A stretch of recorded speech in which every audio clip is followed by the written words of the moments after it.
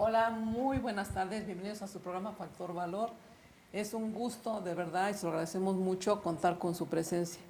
Recuerde que este programa es por usted, para usted, y aquí aprendemos todos. Y bueno, vamos a saludar a nuestros conductores. Laurita, bienvenida. Claro, muchas gracias, Sol. Buenas Chava. tardes. ¿Qué tal? Buenas tardes a todos, bienvenidos. Y estamos de gala con una mujer extraordinaria, es licenciada en Historia, y bueno, que se nos presente. Pues antes que nada quiero agradecerles la invitación, estoy muy contenta y bueno, ya como lo decía Sol, soy egresada de la licenciatura en Historia de la Universidad de Guanajuato y también tengo una maestría en Investigación Histórica por la misma casa de estudios. Wow, nada más imagínense, no se mueva su pantalla porque esto va a estar, como dice el señor Medrano, buenísimo. Y bueno, claro que estamos a 5 días de elecciones, escasos 5 días. Este programa se va a repetir el domingo a las 10 de la mañana y para ellos es recordarles que se paren, voten, lleven a sus hijos, usen este derecho y esta obligación y sobre todo enseñemos a nuestros hijos y nietos qué tan importante es votar, elegir la dirección de un país. Si es verdad, yo sé que todos dicen, no, es que no son los que queremos, pero son los que hay, entonces hay que votar, hay que decidir. Lo más fácil es quedarse en casita y decir, ¿para qué voto? Es lo mismo, siempre ganan los mismos, siempre lo mismo. Y por eso el país está como está. Hay que empezar a ejercer nuestro derecho de voto. Por cierto, recordábamos, ¿verdad?, en corte, Ruth, que en 1955, precisamente el 3 de julio, fue que por primera vez votó la mujer. Y eso trae una historia tremenda de lucha ardua de mujeres, como para quedarse en casita y no votar. Ahora sí que hay que hacer honor a estas mujeres porque votaron. Y algo bien importante, estas elecciones son muy importantes, todas son importantes, ¿verdad? Claro. Pero esta es muy grande y son 25 millones de jóvenes que están en edad de votar. A ellos se les suman 12.5 por ahí por ciento de jóvenes que por primera vez van a votar, van a ejercer su derecho. Lo curioso aquí es que investigué y el 77% no sabe por quién va a votar. Después del tercer debate que hubo, no saben ni por qué votar, pero tienen toda la intención de hacerlo y así vamos a ir aprendiendo. Acuérdese que usted tiene que ver, tiene que elegir, no se deje llevar por informaciones de internet que inclusive hasta falsean. Hablan una cosa y la verdad es que le doblan el lenguaje y es otra. No se deje, vea en vivo, analice, vea su trayectoria, pero lo más importante, enseñemos a nuestros hijos ese deber cívico de ir a votar. Y bueno, sin hacer más preámbulo, el tema de hoy, ¿de qué trata, Ruth? Vamos a hablar de la moda en el porfiriato. Imagínense, en 1955 era Adolfo Ruiz Cortines, ¿verdad? Pero más atrás, cuando todavía ni votábamos, era un voto medio raro, pero luego hacemos otro tema de eso, era el porfiriato. Y tenía, pues es muy criticado, pero tenía su época. Tiene su cosa bonita, ¿eh? Y como aquí no vamos a hablar de elecciones, sino de cosas de valor y muy bonitas, vamos a hablar de esa época bella. Y bueno, comenzamos. Adelante, Ruth. Claro que sí. Bueno, quiero compartirles antes que nada que el porfiriato es una de mis pasiones.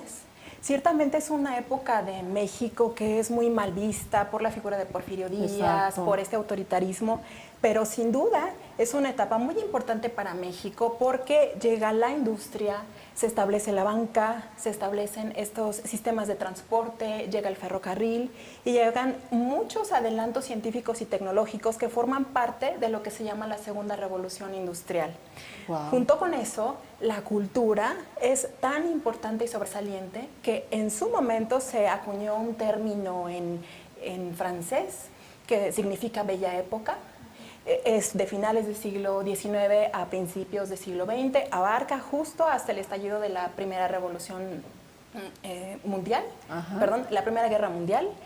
Y esta época se caracteriza por una bonanza económica.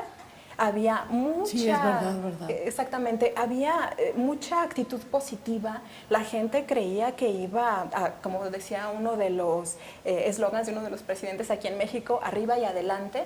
Esto termina con la Primera Guerra Mundial e inclusive hay gente que dice que desde el hundimiento del Titanic, porque en este momento mueren muchas de las personas importantes de la época, los aristócratas y miembros de la burguesía, que es la clase que va a normar el mundo, que va a ser ser el canon del mundo en esta época. Qué interesante. Estas imágenes, ¿qué nos puedes decir, Ruth? Este es el mundo de la bella época. Estamos hablando del mundo donde llegan estas modas de Francia y modas de Inglaterra.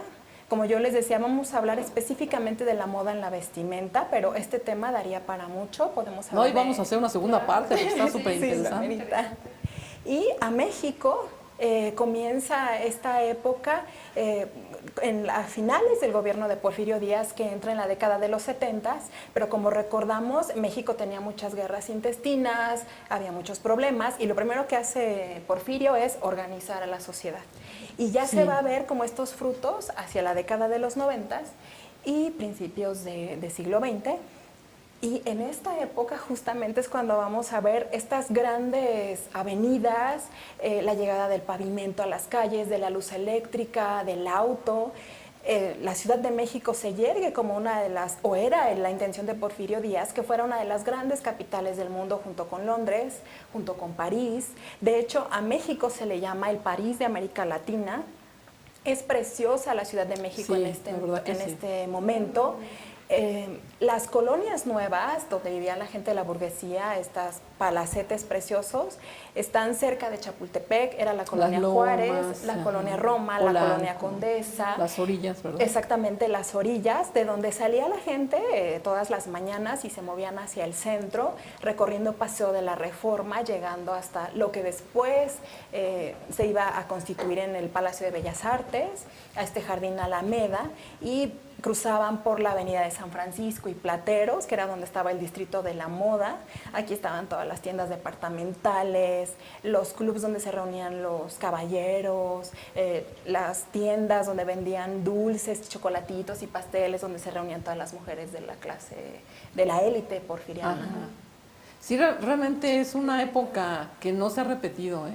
No. Por donde le veas y con aún que según tenemos la casa más carísima del mundo, según lo que vi, no llega a esta época en su belleza en todos los aspectos. Y sí, es verdad, como que Porfirio Díaz hizo muchísimo, pero nos quedamos los mexicanos con lo malo. Con lo malo lo guardamos, pero hizo mucho. Pero ¿de dónde te salió a ti, de dónde te nació esa pasión por don Porfirio Díaz?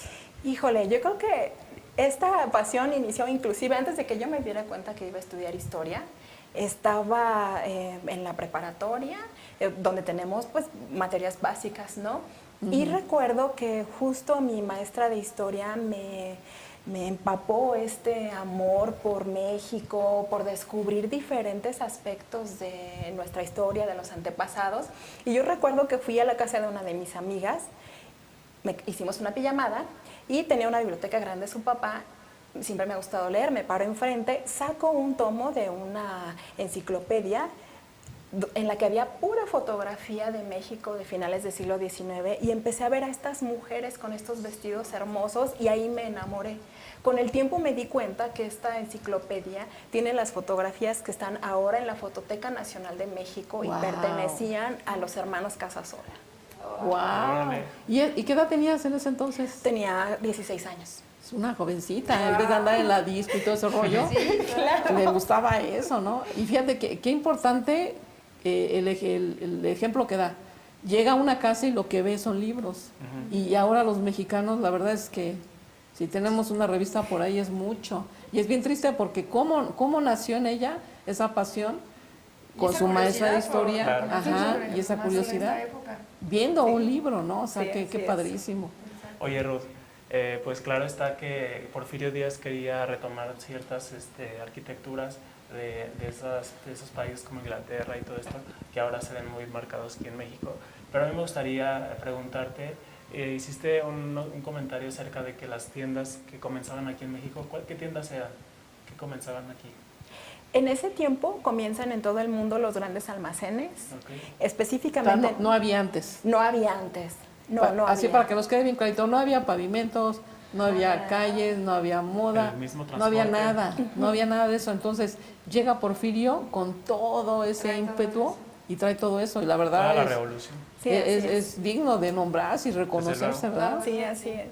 Y entonces decías de las tiendas, ¿qué? Los establecimientos antes había cajones de ropa, así se le llamaban, estaban cerca de la Plaza Mayor en la Ciudad de México, y con el tiempo van llegando estos emigrantes barcelonetes, eran europeos, y ellos inician el comercio. Y estamos hablando de tiendas como el Palacio de Hierro, el puerto de Liverpool, que todavía sigue ahora como Liverpool. Claro, Había otras como los grandes almacenes, y Había una que se llama el puerto de Veracruz. el puerto de Veracruz, exactamente. Esa me acuerdo, estaba bien chiquitita. Sí. Casi Wow. chiquita. Pero toda Pero esta, sí. bueno, en estas tiendas, ¿cualquier persona tenía acceso a ellas o era solamente las personas pues De clase alta. de clase alta? Solamente la élite tenía acceso a estas tiendas. Inclusive Wow. hay fotografías que podemos ver de la época en donde la gente de las clases bajas se baja de la banqueta para que pasen las damas y los caballeros de las clases Con aquellos pudientes. vestidos. Sí, exactamente. Sí, era muy marcado, ¿verdad? Era muy marcado. Esto sí le podemos decir que en el Porfiriato estaban muy marcadas las clases sociales. Era muy fácil saber por la vestimenta a qué clase se pertenecía. Y no solo eso, sino saber si estaban las mujeres casadas, solteras, si acababan de enviudar o tenían 10 años ¿Todo de se viudas. sabía? Todo se sabía con ¿Por la la ropa. ropa? Con la ropa, Ay, qué ¿verdad? bueno que no Por haya- ejemplo, qué bueno que ya no se usa. bueno, cuando eran solteras, ¿qué era algo así marcado entre las mujeres? ¿Cómo distinguías Mira, ahí una vemos mujer en soltera? pantalla una vestimenta de Ajá. Básicamente vamos a ver en colores. Los colores de las mujeres solteras eran más claros, los de las Ok. mujeres casadas ya podían ser un poquito más fuertes. Los colores así como, digamos, muy chillantes o muy, muy subidos, no se le recomendaban a las mujeres de élite porque las usaban las cortesanas, digamos las prostitutas para la clase alta, ¿no? Así se Igual- llamaban las cortesanas. Las cortesanas, Cortesanas, sí.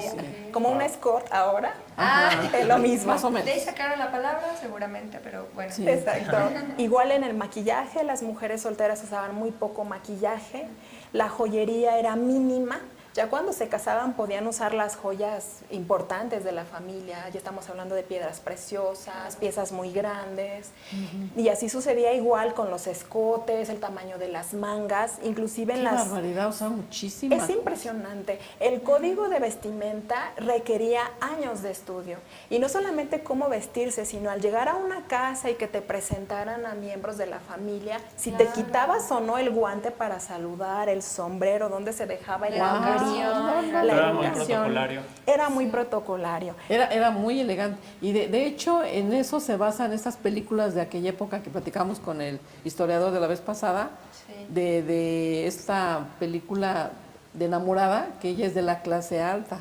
Más o menos así, ¿no? Con su vestido y es no que los podía sombreros. mirar a un... Sí. Así era más o menos la vestimenta de María Félix en ese entonces, cuando en esa película de enamorada. Y era prohibidísimo, así que se enamorara de un donadie, ¿no? Sí, exactamente. Para la época, como yo les decía, la clase importante era la burguesía. Y todos los matrimonios se daban por dos razones: para mantener el caudal en las familias y para obtener abolengo. Entonces aquí estamos viendo dos fenómenos. Se unía el nombre con el El caudal. apellido. Entonces ¿Verdad? encontramos, no sé, a los Landa y Escandón, a los Goríbar, a los Krill, a los Madero, ¿no? Grandes nombres que podemos encontrar desde la historia de México. Sí, ¿no? era En el así. tiempo. Yo soy de los González, ¿no? Ahorita El ya apellido, González, ¿no? ¿sí? El apellido Sí, era lo tenía. que... Yo soy de los González, ahorita ya, pues qué bueno, ¿no? Me da Ya mucho muchos gusto. González, pero- ah, ay, sí. muchísimo. Sí, Sí, claro. bien interesante. Yo no sabía todo eso, te confieso, no tenía idea. Sí veía que era como que muy elegante en esa época, pero pensé que era algo que se dio por los años, pero no que era a partir del Porfiriato. Pues bien interesante eso. Sí, y ya desde antes había algunos elementos. En todas las épocas ha habido elementos de belleza y de elegancia. Cada época tiene su concepto. Pero para este tiempo el concepto fundamental va a ser muy llevado y traído desde los códigos de buenas maneras, los manuales de buenas maneras, en los que vamos a encontrar todos los detalles de cómo ser un individuo que brilla en sociedad. Porque lo Ajá. importante, como les decía, la burguesía viene escalando, viene ganando terreno. Los ejemplos ya no son la aristocracia. Antes la aristocracia era la que ponía las medidas en cuanto a moda, en cuanto a comportamiento, y va a cambiar ya hasta esta otra clase social que está formada por empresarios, comerciantes, etcétera. Y esa Sí, es la muy marcado. particularidad de esta época. Sí, ahorita por ejemplo, la imagen anterior me llamó la atención, si la puedes poner, Toño, es un vestido, esto que muy glamuroso, mucho encaje, ¿qué significaba? ¿Cuál es su historia de Este de este vestido es fundamental para la época, es el símbolo del ángel del hogar, que era la mujer que estaba en casa, y la mujer que era como el ejemplo de elegancia dentro de la burguesía.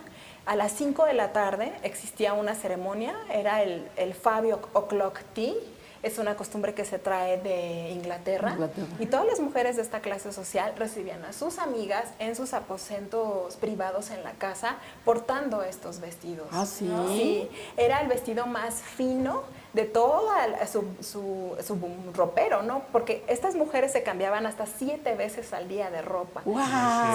Sí, para cada evento tenían su ropa y no se podía repetir. Oye, Ruth, ¿y quién confeccionaba toda esta ropa? O sea, ¿aquí en México era producida esa ropa?